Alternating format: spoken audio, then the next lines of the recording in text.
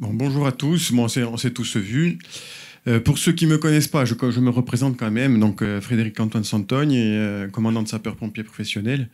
Je suis actuellement le chef du groupement, donc le responsable de la formation au sein du SIS de Haute-Corse.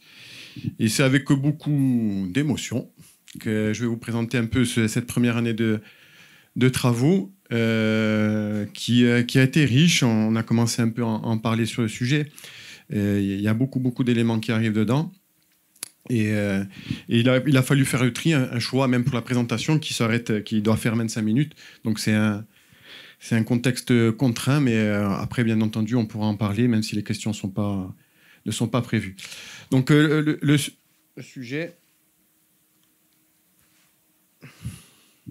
donc c'est la gestion des émotions dans la prise de décision en contexte opérationnel. Donc on va définir chaque partie. Sur cette thèse, je suis encadré, j'ai la chance d'être encadré par Jean-Louis Ross, qui vient de prendre la parole, et qui a dit de très jolies choses. Donc c'est très réconfortant, en tout cas ça rassure.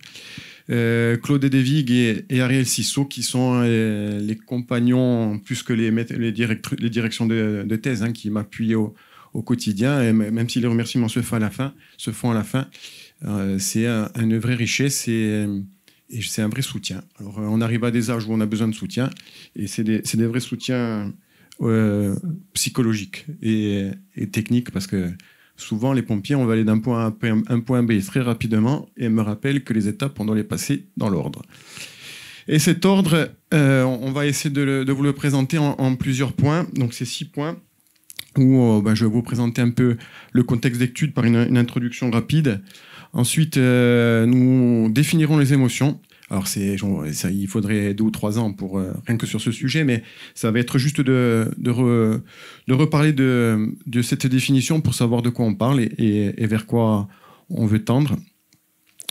Bien entendu, une fois qu'on a défini les émotions, il faudra parler de la mesure de ces émotions. C'est le sujet de notre projet. Les techniques de simulation des émotions, parce que pour pouvoir les mesurer, il faut les générer. Donc, qu'est-ce qu'on a choisi et quelles ont été les options prises sur ce projet.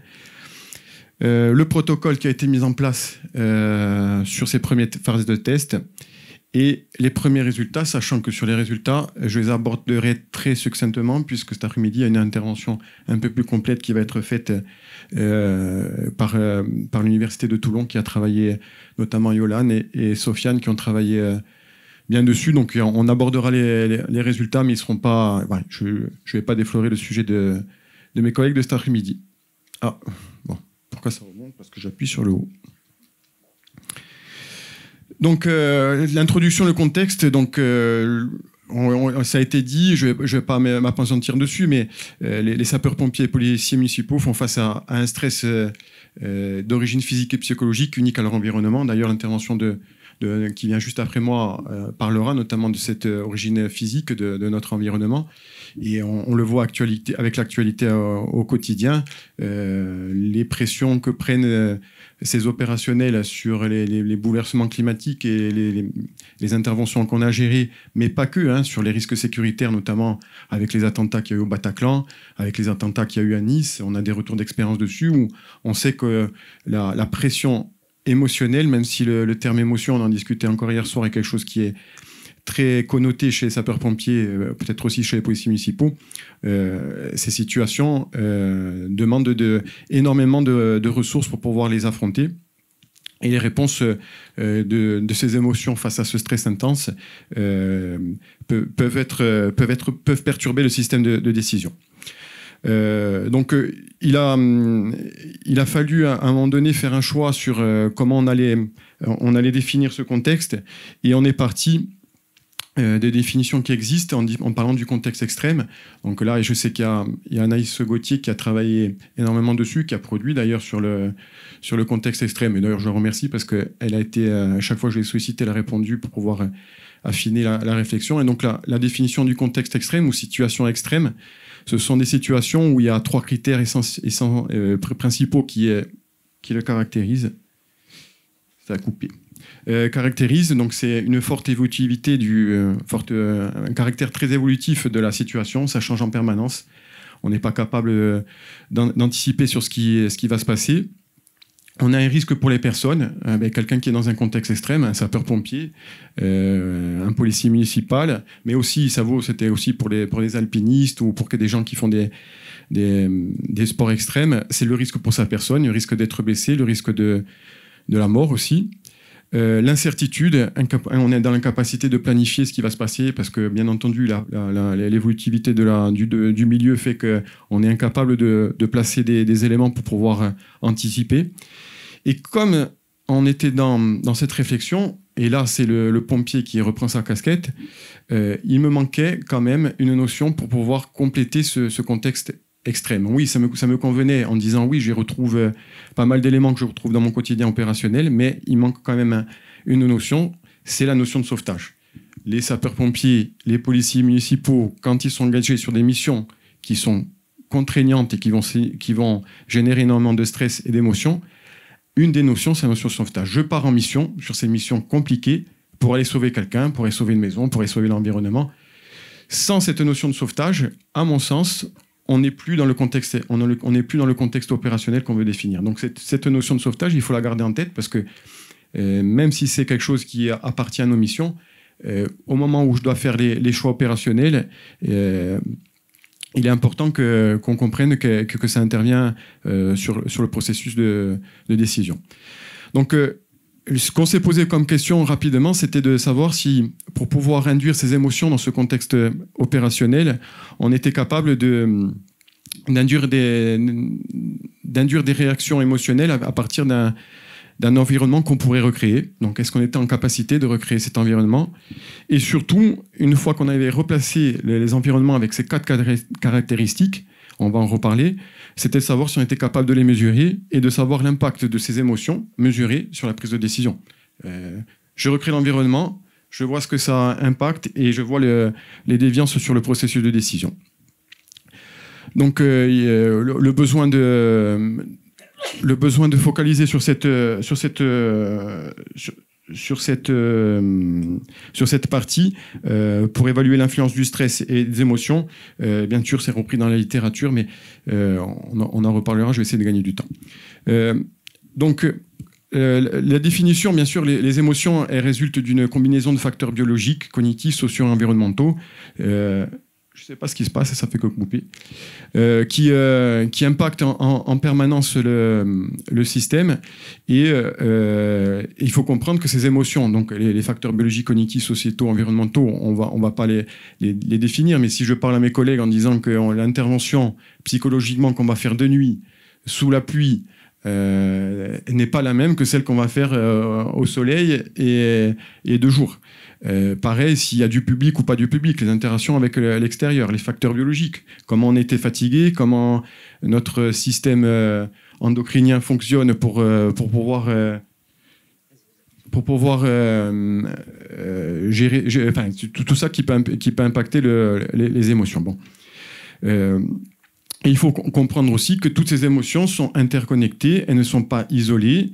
On a toujours l'impression qu'on ressent qu'une seule chose, mais c'est d'une complexité très fine. On va en reparler aussi dans les choix des émotions sur lesquelles on a décidé de se focaliser pour voir un peu ce qu'il y avait, mais elles sont interconnectées en permanence. Et notamment sur les premiers arrivants, j'ai pris cet exemple, un sapeur-pompier ressent une combinaison de nervosité, d'excitation, de nostalgie avant sa première intervention. C'est logique, hein, au moment où il va partir en intervention, il y a plein de choses qui se passent et qui vont le perturber et donc bien entendu perturber son processus décisionnel. Donc sur les composantes des émotions, là aussi c'est important de les détailler puisqu'elles vont guider ensuite nos expériences. Donc on a les composantes physiologiques qui sont les réactions corporelles comme la fameuse réponse fight or flight du combat ou de la fuite, comment je réagis lorsque l'émotion est intense. C'est des réflexes qui sont innés. Est-ce que je me dresse face à l'événement ou est-ce que je résiste? Je prends le cas de sapeurs-pompiers qui se retrouvent face à un mur de flammes et qui doivent faire une ligne d'arrêt. On les a vus, on les connaît, c'est le moment où on lâche les lances et on part, et ceux qui restent. C'est pile poil un phénomène de peur. Je suis face à une émotion qui est très très intense, je réagis comme ça de manière très, très rapide et innée. Les composantes comportementales, là aussi c'est intéressant, et peut-être qu'avec avec l'analyse du signal, comme l'abordera Lucie cet après-midi, on a peut-être une piste, avec les expressions faciales, les gestes et actions et les réponses aux émotions, comme le définit Ekman, peuvent être aussi une partie qu'on va choisir d'analyser, même si sur les premiers tests, on n'a pas pu y aller, même si on a les datas, mais on n'est pas sûr encore de la qualité de la data qu'on a récupérée, notamment sur les films qu'on a pu faire. Les composantes cognitives, bien entendu, alors ça, c'est l'influence de nos pensées, nos perceptions sur les émotions. Bien entendu, quelqu'un qui part en intervention qui n'est pas serein ou qui a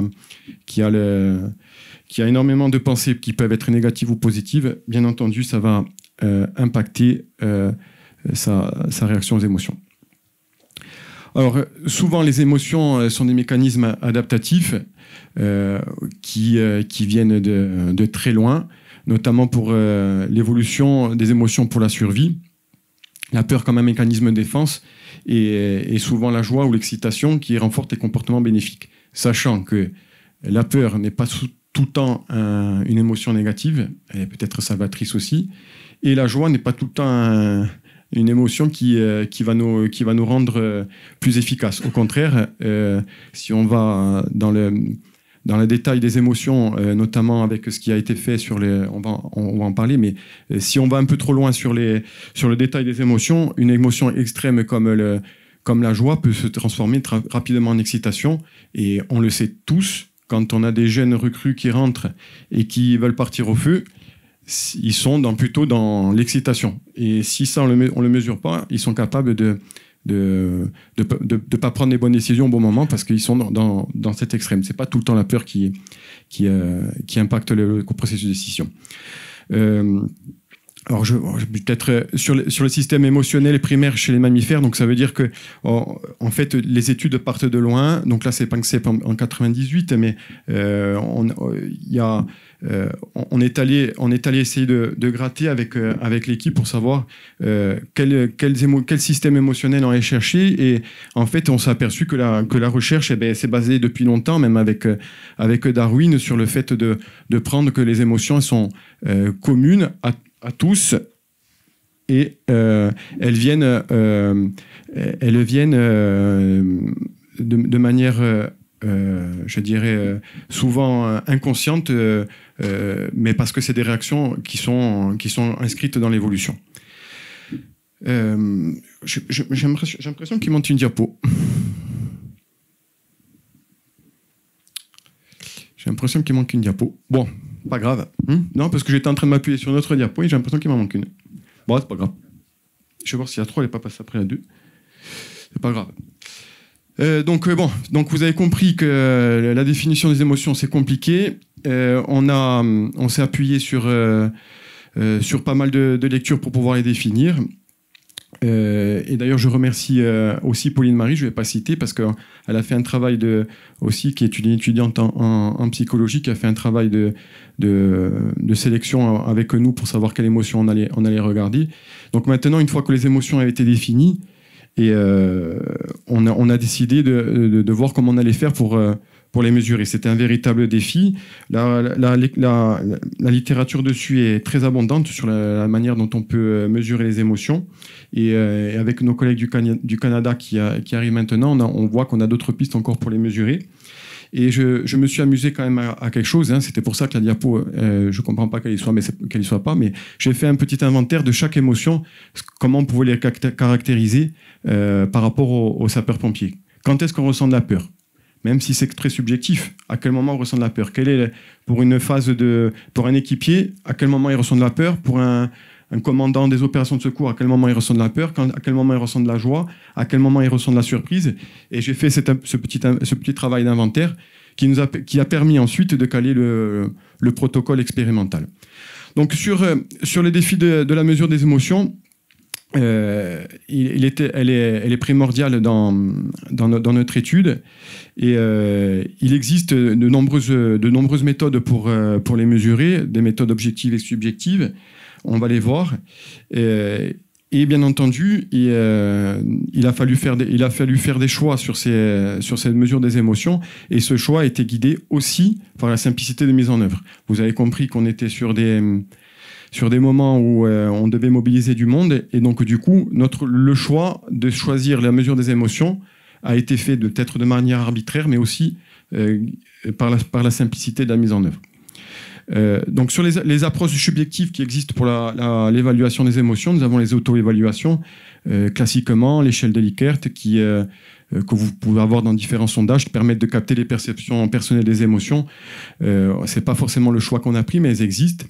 Et on est parti ensuite sur des questionnaires et inventaires pour aller un peu plus finement sur l'évaluation. Donc là, ça a été un groupe de travail qui s'est organisé avec Claude, Ariel, Pauline, Jean-Louis, pour décider comment on allait mettre en place ces questionnaires et qu'est-ce qu'on allait mettre dedans.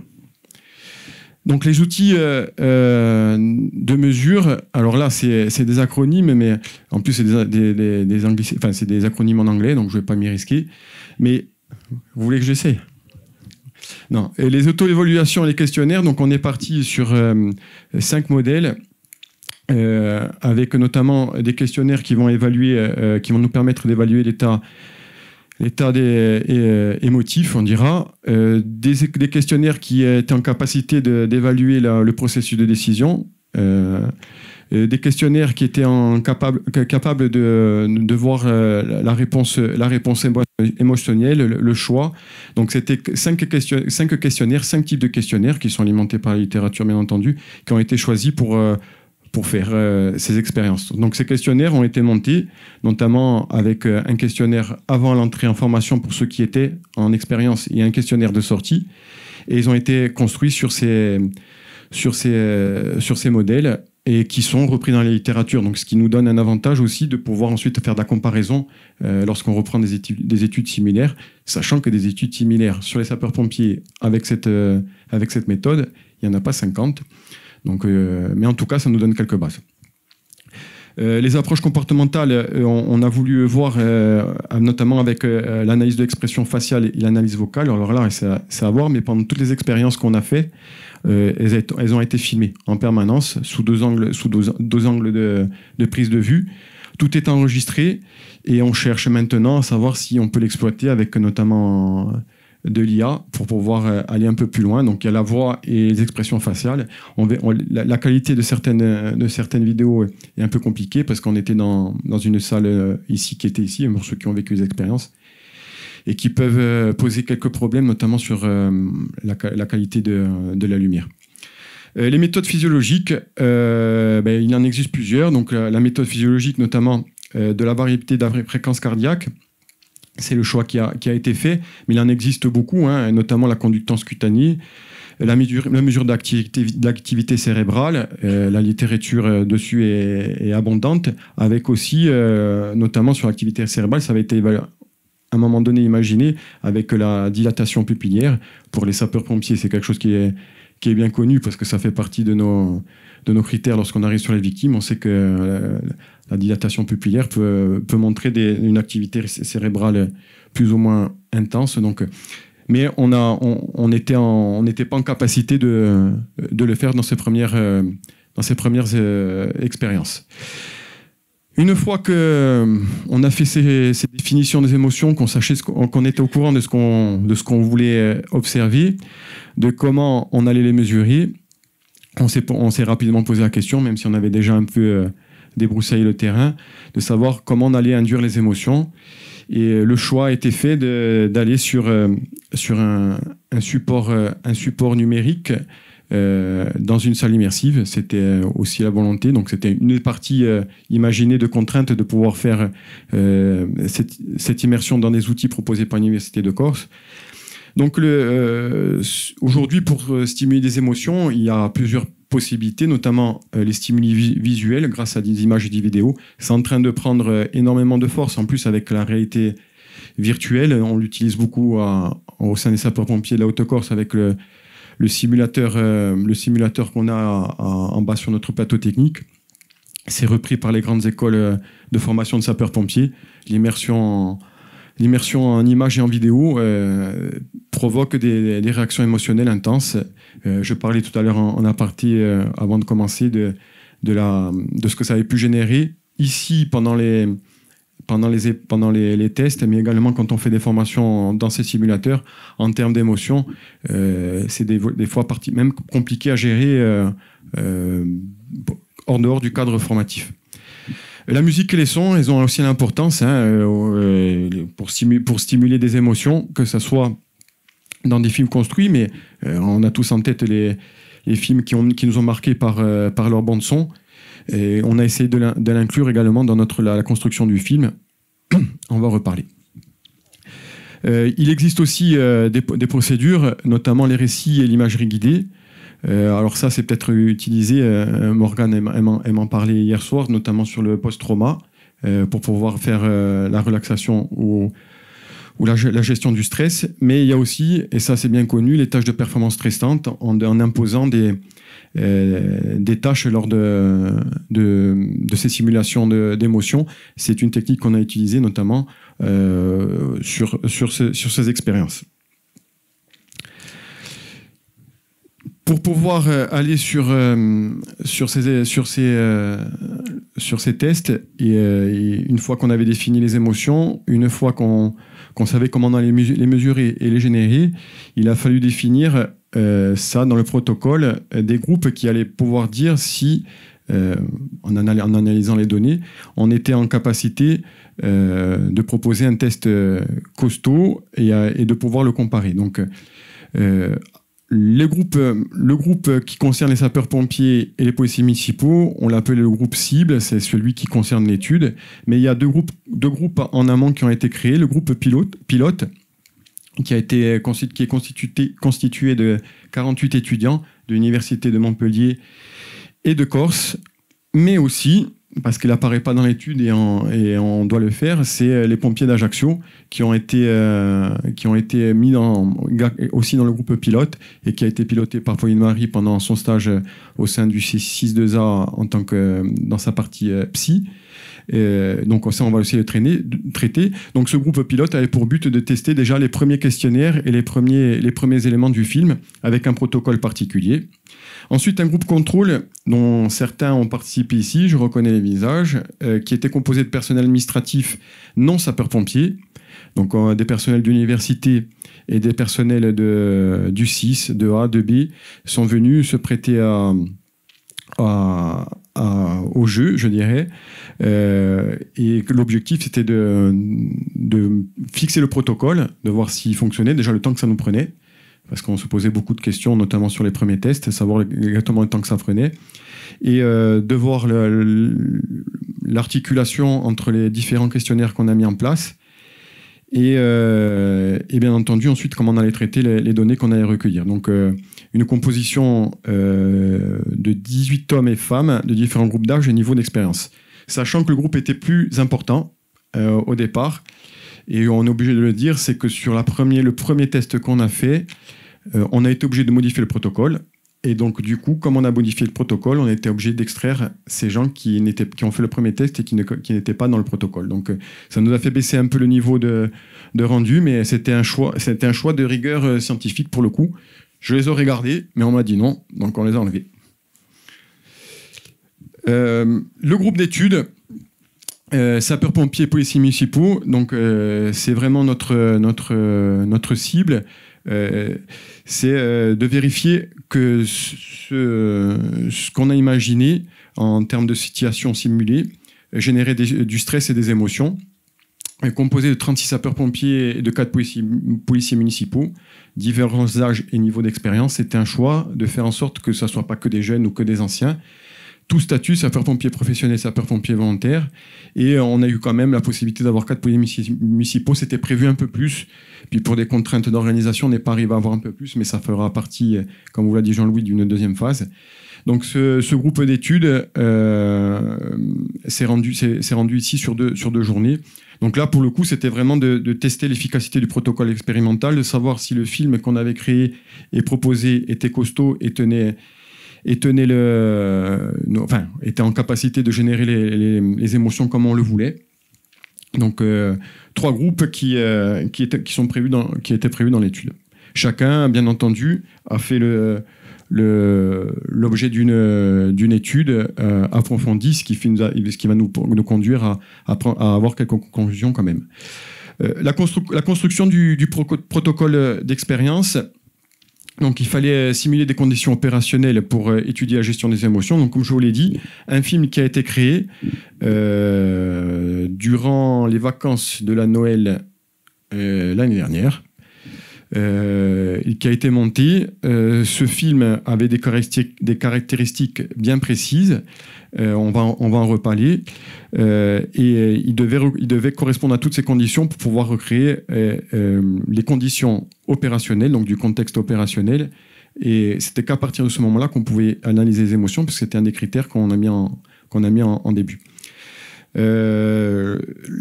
L'équipe projet, bien entendu, on s'est réunis beaucoup de fois en termes de visio, en termes de réunions physiques pour pouvoir mettre en place la planification qui devait se mettre en place. Et d'ailleurs, on s'est mis en relation aussi avec le CNFPT qui a servi de support pour pouvoir organiser les journées de test pour que tout le monde s'y retrouve.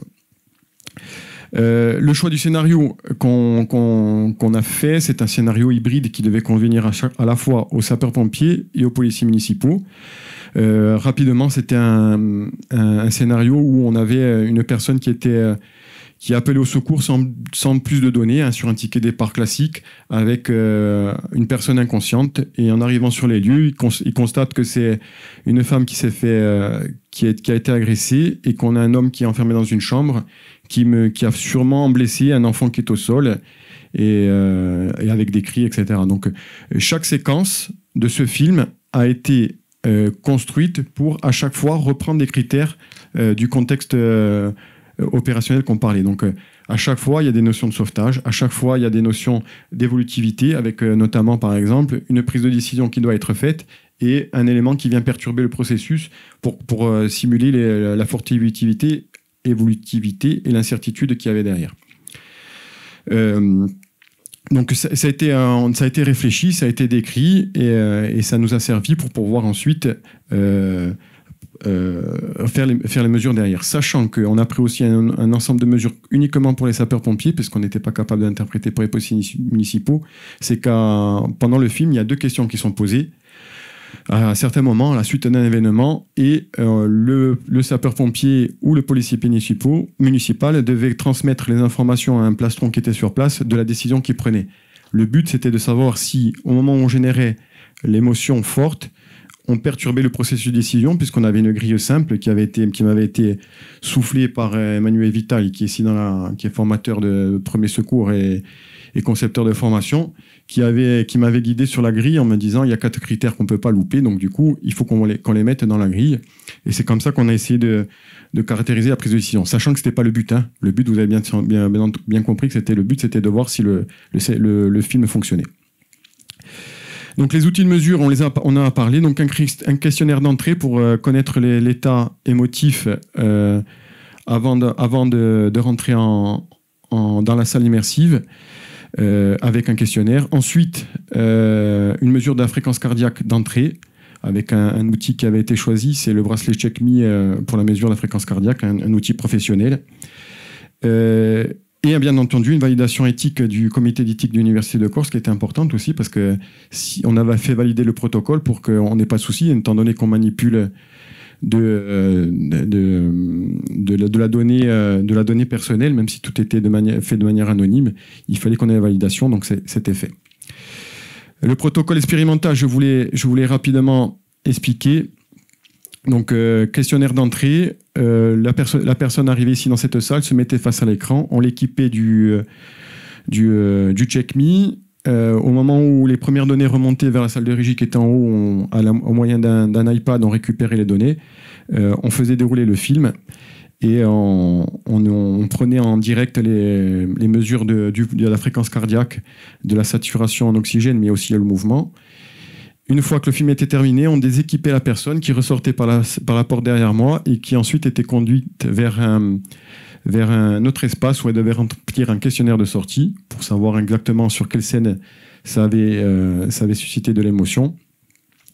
Et ensuite, on faisait passer un film de sortie de stress. Ça fait partie du protocole où on était obligé de faire visionner à nos candidats un film qui leur permettait de dire tout ça c'était faux. Vous pouvez vous désengager émotionnellement de ce que vous avez vu et vous pouvez rentrer tranquillement dans l'état où vous étiez avant de rentrer dans la salle. Les premiers tests, il me reste pas beaucoup. On m'a fait sortir la fiche, donc on va pas en parler trop, mais quand même. Sur les groupes pilotes, on s'est fait peur. Je le dis clairement, puisque les premiers tests qu'on a fait avec les étudiants sont pas bons, parce que ça réagit pas beaucoup ou très peu.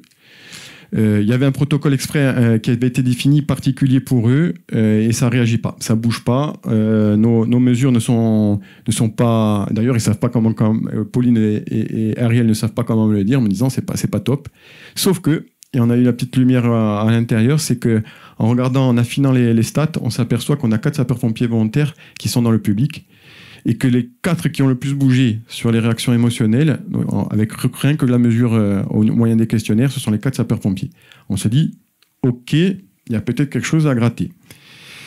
Et donc ensuite, on a continué vers notre groupe contrôle.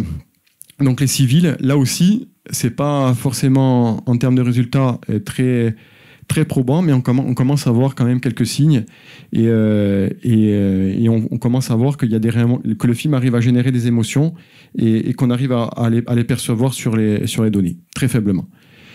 Bien entendu, lorsqu'on va sur les résultats du groupe cible, là c'est un peu plus parlant, même si on n'a pas fini de tout traiter. Là on commence à voir que ça bouge, tout ce qu'on a prévu dans le film, notamment les 2 dernières scène 3 et scène 4, font bouger, mais Yolan en parlera cet après-midi, font bouger énormément les émotions. Et on pense que le film, maintenant, en tout cas de ce qu'on a des premiers éléments, est capable de générer des émotions et qui se traduisent aussi de manière physiologique, puisque les mesures de pouls, alors de la SAT, ça on en rediscutera, de la saturation d'oxygène, mais en tout cas, sur la partie pouls et variabilité de la fréquence cardiaque, ça bouge.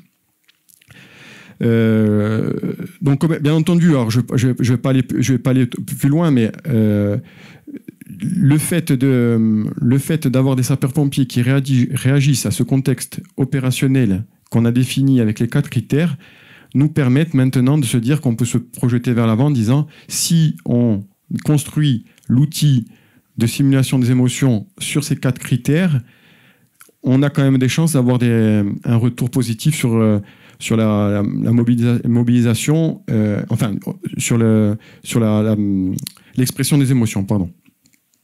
Et ça, c'est essentiel, puisque si on veut construire l'outil qui va nous permettre de réguler et de gérer les émotions, il faut qu'on soit en capacité de les pousser. Donc ça me conduit, et pour finir sur la dernière minute, à la conclusion. Donc le choix des techniques de gestion des émotions, et ça va être maintenant un choix crucial pour nous de savoir qu'est-ce qu'on va mettre en œuvre pour donner comme technique. Alors là, ça va se travailler avec la T3 Team, mais comme technique pour gérer les émotions. Vers quoi on part?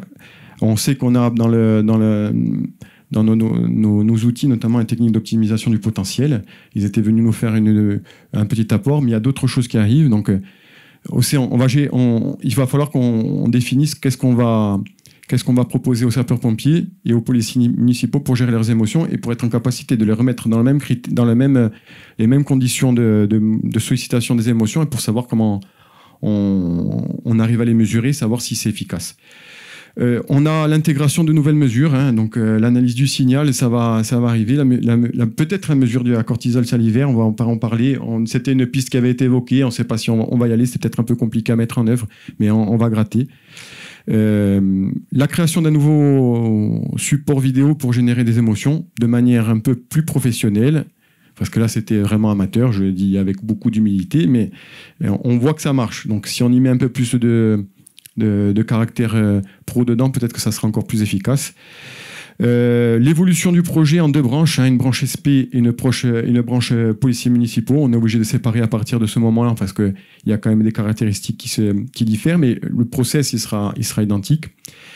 de nouvelles mises en œuvre de journées test et l'analyse des données qui sera beaucoup plus complète, puisque en discutant, malgré tout ce qu'on a recueilli, ça reste très dur de faire des conclusions très, très sûres de ce qu'on a pu mesurer, parce qu'il faut un grand nombre de données pour pouvoir être sûr de ce qu'on voit et de ce qu'on observe.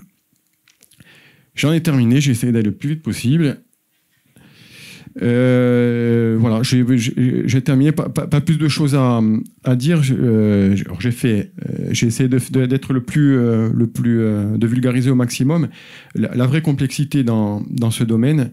Je suis en permanence, et là c'est un point personnel, je suis en permanence perturbé par mon vécu opérationnel de sapeur-pompier et des notions que j'enfonce tous les jours en regardant certains domaines, et la lecture que je fais fait que des fois je suis obligé de revenir un peu dans le droit chemin, parce que il y a des interprétations qui sont faites et qui me contredisent dans la lecture quand je fais des lectures scientifiques. Donc là, il y a un vrai travail à faire sur ça. Ça, c'est un biais personnel que je dois travailler. Et la deuxième étape, c'est la mobilisation du monde qu'il va falloir pour cette deuxième phase. Il va falloir énormément de monde pour pouvoir faire ces expériences en termes de sapeurs-pompiers, et on va être obligé de mobiliser nos ressources, là je parle à mes collègues, et de faire jouer le réseau pour qu'on puisse avoir les 80 sapeurs-pompiers qui vont rentrer dans cette expérience. D'en mobiliser 40 sur les 2 premières journées, ça n'a pas été simple. 80, ça se fait, mais ça veut dire que ça part d'un mouvement collectif. Merci.